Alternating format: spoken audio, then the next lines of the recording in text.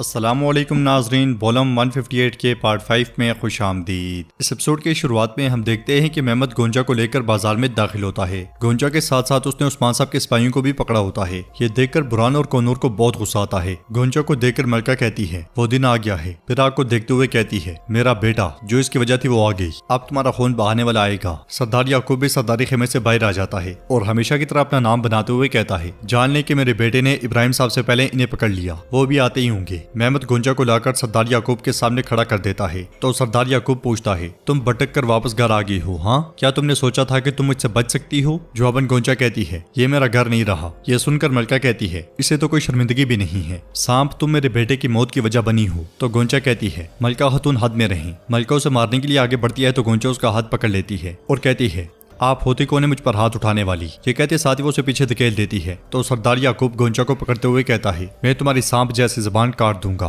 तुमने मेरा हुक्म नहीं माना, तुमने मेरा सर झुका दिया, तुम उस कातिल अलाउद्दीन के साथ फरार हो गई, तुम्हें अब भी कोई शर्मिंदगी नहीं है। गोंजा कहती है अलाउद्दीन कातिल नहीं है, उसने अहमद को कत्ल नहीं किया। मलका बोलते हुए कहती है तुम झूठी हो, मैं जानती हूँ कि तुमसे कैसे गुलवाना है, तुम्हारी इज्जत। तो गोंजा एकदम से कहती है जुर्रत ना करें, जुर्रत भी ना करें। आप मेरी इज्जत की बात करने से पहले अपनी हद जाने खातून। आप तो वो हैं जिसने एक ऐसी लड़की का रिश्ता मांगा जिसका दिल उसके रजामंदी से किसी दूसरे शख्स से बंधा हुआ था। इसके साथ ही मलका चली जाती है और गोंजा सरदार याकूब से कहती है मेरी इज्जत पर कोई दाग नहीं है, अल्लाह का शुक्र है मैं उस शख्स के साथ गई थी जिससे मैं मोहब्बत करती हूँ और मैंने शादी कर ली है। यह सुनते साथ ही सरदार याकूब उसे पीटने लग जाता है, कभी सीधे हाथ से और कभी उल्टे से। फिर चिल्लाते हुए कहता है तुमने मेरी नाफरमानी की, तुमने मुझे बर्बाद कर दिया गोंजा, मेरी अब कोई बेटी नहीं है, तुम गद्दार हो। तो गोंजा कहती है मैंने कोई गद्दारी नहीं की, मारे मारे मुझे मारे, मुझे आप तकलीफ नहीं दे सकते। आपने कहा कि मेरी अब कोई बेटी नहीं है तो जान ले कि अब से मेरा भी कोई बाप नहीं है। सरदार याकूब खंजर निकालने लगता है तो मेहमद कहता है रुक जाएं बाबा, ऐसा ना करें। तो वो खंजर म्यान में डालते हुए कहता है इसे पिंजरे वाले खेमे में डाल दो,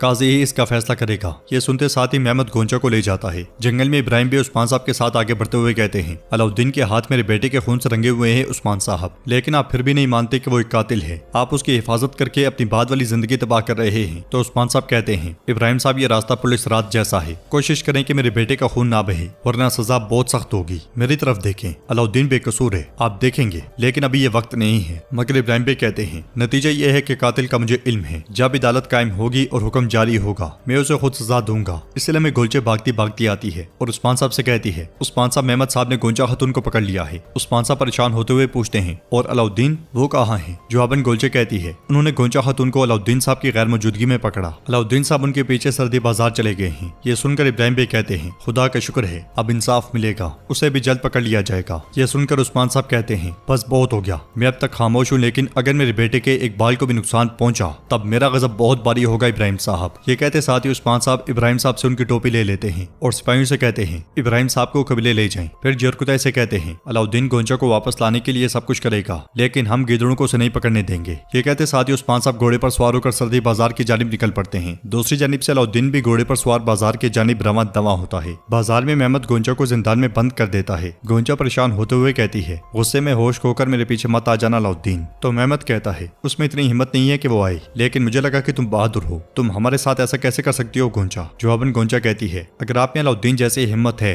तो आप एक भाई की तरह मेरे साथ खड़े होते। यह सुनकर मेहमद कहता है तुमने हमें धोखा दिया, तुम अभी कैसे बात कर रही हो? तो गोंजा कहती है मैंने आपको धोखा नहीं दिया, मैंने प्यार किया है, लेकिन आप मोहब्बत को कैसे समझ सकते हैं? मैंने ये देखी है, मैंने ये मोहब्बत अलाउद्दीन और खान साहब और फातिमा खातून में देखी है, मगर आपने कभी मुझसे प्यार नहीं किया। तो मेहमद कहता है और तुमने कभी अपने घर से प्यार नहीं किया गोंजा, तुमने हमारा सर झुका दिया। ये कहते साथ ही मेहमद जाने लगता है तो गोंजा कहती है मैंने आपसे मोहब्बत की, मैंने आपसे हर चीज से ज्यादा मोहब्बत की, और आपने क्या किया? आपने क्या किया? सबसे पहले मुझे ही कुचल दिया, क्या ये काफी नहीं था? ये काफी नहीं था, फिर आपने मुझे तोड़ दिया, ये भी काफी नहीं था कि आपने मुझे तबाह कर दिया। मेहमद कहता है मैं तुमसे प्यार करता हूँ बहन, और तुम्हें हर सर्दो गर्म से महफूज रखना चाहता था, बस इसलिए कि तुम अपना दिल किसी और के लिए कुर्बान ना करो। मैंने तुमसे मोहब्बत की वजह से तुम्हें अलाउद्दीन से दूर कर दिया, लेकिन मोहब्बत ने तुम्हारी आंखों को अंधा कर दिया है, तुम्हें हकीकत नजर नहीं आती। ये कहते साथ ही मेहमद चला जाता है। उधर हम देखते हैं कि सिपाही सरदार इब्राहिम को लेकर काई कबीले जा पहुंचते हैं और इस बार सिपाहियों का रवैया सरदार इब्राहिम के साथ काफी ज्यादा सख्त होता है। बाला खातून पूछती हैं उस्मान साहब कहाँ हैं, ये क्या चल रहा है? तो गुंदूज साहब कहते हैं उन्होंने गोंजा खातून और जंगजू को पकड़ लिया है। बाला खातून परेशान होते हुए पूछती हैं और अलाउद्दीन? जवाबन गुंदूज साहब कहते हैं वो उनके पीछे गया है, उस्मान साहब भी उनके पीछे चले गए हैं। फातिमा फातिमा भी बहुत ज्यादा परेशान हो जाती है। सरदार इब्राहिम बाला खातून से कहता है, आप लोग इंसाफ को खराब नहीं करेंगे, मेरे बेटे का खून रहेगा नहीं जाएगा,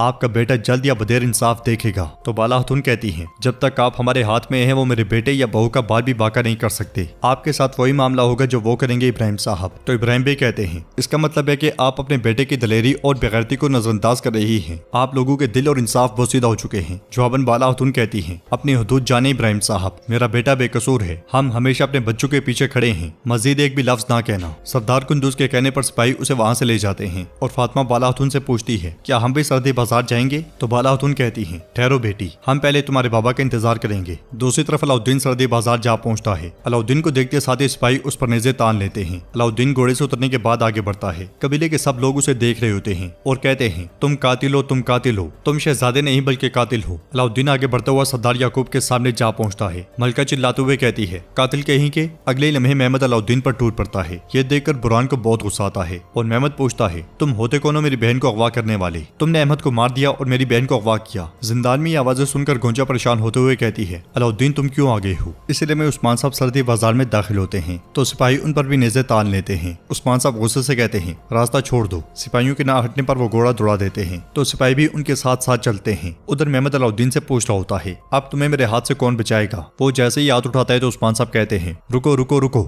एक और मुआज ना छेड़ो। उस्मान साहब की आवाज सुनकर अलाउद्दीन मुस्कुरा देता है। सरदार याकूब उस्मान साहब से पूछता है, क्या आप हमसे अपने बेटे को लेने आए हैं? जवाबन उस्मान साहब कहते हैं, अगर अलाउद्दीन के एक बाल को भी नुकसान पहुंचा तो कोई नहीं बचेगा, मगर मलका खातून कहती है, ये मरेगा, ये भी मेरे बेटे की तरह मरेगा। यह सुनकर उस्मान साहब इब्राहिम बे की टोपी उनके सामने फेंकते हुए कहते हैं, यह निशानी आपके शोहर इब्राहिम बे की है, अगर अलाउद्दीन को कुछ हुआ तो वो भी मर जाएगा। यह सुनकर मलका समेत सब परेशान हो जाते हैं। सरदार याकूब कहता है, आपका बेटा आएगा और अपने आप को हमारे इंसाफ के सामने पेश करेगा। इब्राहिम बे को कैद करने का कोई फायदा नहीं है, इसलिए मैं जाली काजी बाजार में दाखिल होता है। सब लोग उसे काजी रुकनुद्दीन समझ रहे होते हैं और वो भी रुकनुद्दीन ही बनकर आया होता है। सूरत हाल देखकर वो कहता है, सब लोग तलवारें नीचे करें, अगर आप लोग अपने मसाइल तलवार से हल करना चाहते हैं तो मुझे क्यों मदऊ किया है? यह सुनकर सब लोग हथियार नीचे कर देते हैं। काजी साहब भी घोड़े से उतर जाते हैं। सरदार याकूब उस्मान साहब से पूछता है, क्या आप कार्रवाई में जाना पसंद करेंगे या यहाँ हमारा एहतसाब करेंगे? जवाबन उस्मान साहब उसके करीब होते हुए कहते हैं, अगर मैं तुम्हारा एहतसाब करने पर आया तो मैं यही कबीले में तुम्हारा सर काट दूंगा। जाली काजी कहता है, इंसाफ होने तक कोई एक दूसरे को हाथ नहीं लगाएगा। उस्मान साहब पूछते हैं, क्या अदालत यहाँ लगाई जाएगी? तो काजी कहता है, यहाँ मुनासिब नहीं है, अदालत की जगह का तयन मैं खुद करूंगा, कल दिन के उजाले में बताऊंगा, आप सब मेरे हुजूर बगैर तलवार के खड़े होंगे, इंसाफ मिलेगा। यह सुनकर सब लोग उसकी बात से इत्तेफाक करते हैं। जाने से पहले उस्मान साहब अलाउद्दीन से कहते हैं, अदालत में तुम्हारी बेगुनाही वाज़ेह हो जाएगी और मैं आकर तुम्हें ले जाऊंगा। अलाउद्दीन खंजर उस्मान साहब को देते हुए कहता है, बाबा ये आपकी अमानत है। खंजर लेने के बाद उस्मान साहब मुस्कुराते हुए कहते हैं, फिक्र ना करो। ये कहते साथ ही उस्मान साहब रवाना हो जाते हैं और सरदार याकूब सिपाहियों से कहता है, ले जाओ इसे। ये सुनते साथ ही सिपाही अलाउद्दीन को भी ले जाते हैं, जबकि काजी मलका की जानिब देखकर मुस्कुराने लग जाता है। और नाज़रीन, एपिसोड भी इख्तिताम पजीर होती है। अगर आपको वीडियो पसंद आई तो वीडियो को लाइक करें, चैनल को सब्सक्राइब करें और बेल आइकन पर लाजमी से क्लिक कर दें। इंशाल्लाह मिलते हैं नेक्स्ट वीडियो में, तब तक के लिए रखें अपना और अपनों का बहुत ज्यादा ख्याल। अल्लाह निगहबान।